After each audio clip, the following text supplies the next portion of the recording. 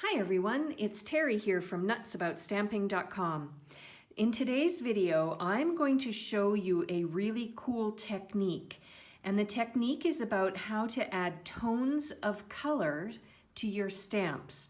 So once you watch through this video and you get a sense of how this technique works, you can try it using the stamps that you have at home the next time you craft.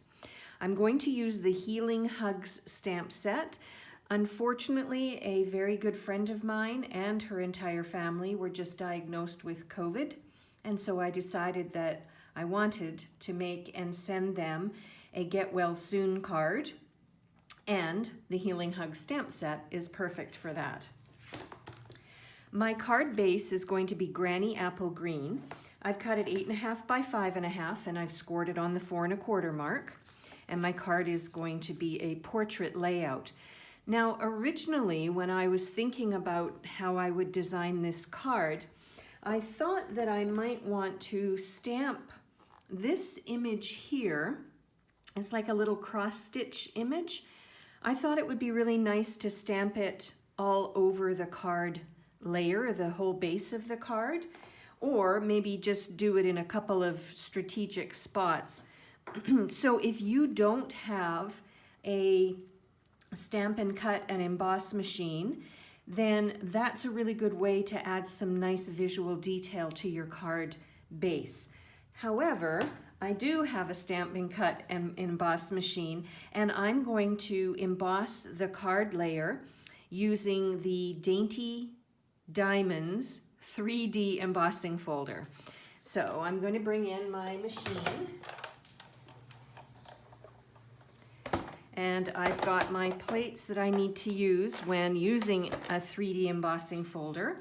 And I'm going to take the cover, or the front cover of the card, and I'm going to insert it into the embossing folder, like so. And then I'm going to run it through my machine.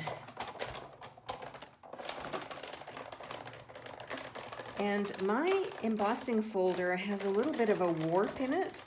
I'm not sure what I did the first time I used it, so I'm going to go back and forth a little bit. And that creates this beautiful embossed and textured look to the front of my card. So I'm very happy with that. Now the next thing I'm going to do is I'm going to create some layers for the front of my card. And I'm going to use 3 bright colors. Now you can tell right away that my card is going to be very, very bright. And that's because the person that I'm making this card for wears really bright clothing. She loves color and infuses it into her clothing and into her jewelry, and I'm sure into her home as well. So I thought, well, since this card is for her and her family, then I should honor the color love that she has. So I've decided I'm going to use Calypso Coral and Poppy Parade and Pumpkin Pie as some layers for my card front. So I'm going to start by adding, my Pumpkin Pie is going to be the top layer. So let's get that adhered first. I am really not good at adhering layers straight, so bear with me here while I try and visually figure this out. Okay, good enough. And here's my second one, and I'm going to put that on top of the Poppy Parade strip. That's good enough. All right, so the next thing I want to do is create a phrase for the front, and I have chosen the Sending You Healing Vibes stamp from the Healing Hug stamp set, and I'm going to ink it up with Poppy Parade and stamp it on this quite narrow strip. Let's see if I can do it straight. Yep, I can. All right, so I have some elements ready for the front of my card. Now that I have these pieces ready for the front of my card, it's time now to focus on the technique, which is again how to add tones of colors to your stamps.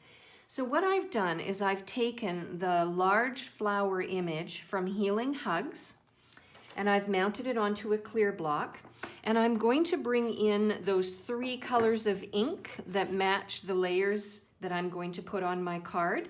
So I've got Pumpkin Pie, Calypso Coral, and Poppy Parade. Now what I'm going to do is I'm going to start with the lightest color, which is Pumpkin Pie. I'm going to ink up the stamp with Pumpkin Pie, but I'm not going to stamp it yet. What I'm going to do next is I'm going to use some color daubers to add darker tones of color onto the inked image. So sponge daubers are a really fun tool to have in your crafting closet. You get 5 daubers in a pack. They've got this sponge end to it, and then this side you slip onto your finger, and that way you can control where you're daubing the color onto your image.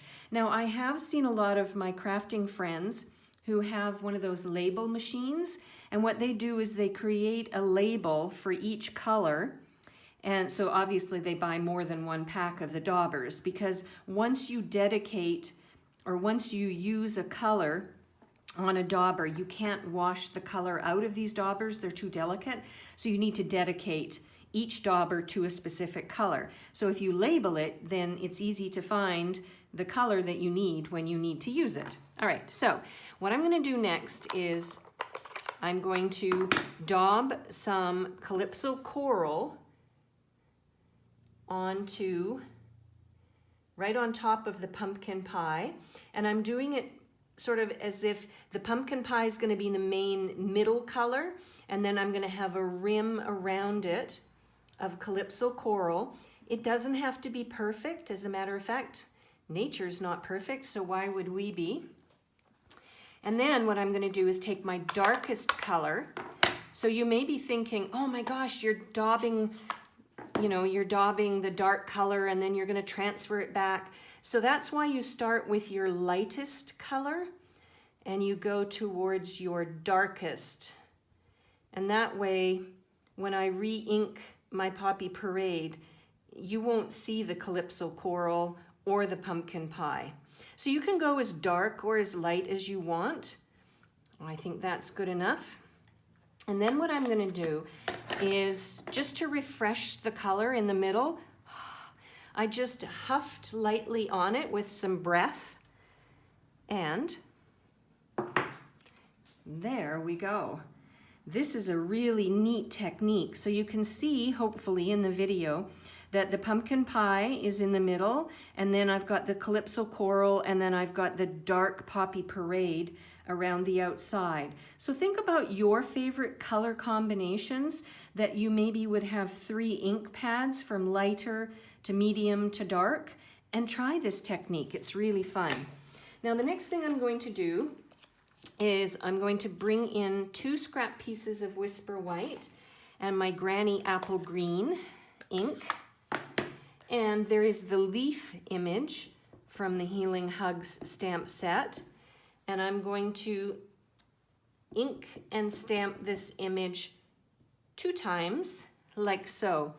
Now, this is a special kind of stamp set, and it's designed so that you have a lighter center on this leaf and then the darker leaf.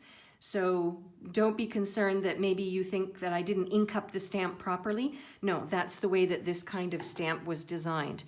Now, what I'm going to do next is I'm going to take my paper snips, because I do not have dies that go with the stamp set. I'm going to pause the video and I'm going to cut these out, and then I'll come back and we'll finish off the card. I'll be back in a moment. There are all of the pieces ready to go to add to the front of my card so I can finish off this project. So the first thing I'm going to do is I'm going to take this layer that I created of the 3 bright colors, add some adhesive, and I'm going to adhere them across the front of the card. I love this embossing folder because you can line up to match the rows that have been created by the embossed folder. And then what I'm going to do next, I think I'll attach the phrase next. So that way I know where to place my flower. And I'm going to have my phrase over on the right-hand side of the layer. And then I'm now going to add my flower. And I don't know, I love to use my Stampin' Dimensionals. There's already a lot of height on this card, but I'm going to add the flower with a Stampin' Dimensional anyway. And then I'm going to use some of my mini Stampin' Dimensionals. And I'm going to add the leaves to the flower image. And that pulls the Granny Apple Green together. I'll just tuck one set of leaves there. And I think I'll tuck another set of leaves under like so. Now, I suppose at this point you could add some additional embellishments, maybe some pearls or something that would add a little bit of sparkle or bling. I think this is a really beautiful card, and I hope you do too. So if you would like a complete listing of everything I used to make this card, along with the product ordering numbers, in case you would like to order these products and make this card yourself at home, head on over to my blog, www.nutsaboutstamping.com. While you're on my blog, consider subscribing to my free newsletters. I send 2 newsletters a week with a project idea in each one that you won't see anywhere else.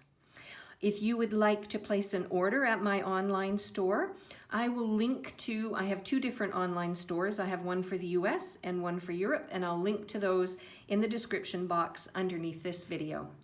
I'm Terry. I am Nuts About Stamping. I hope you'll try a new technique today too. Bye for now.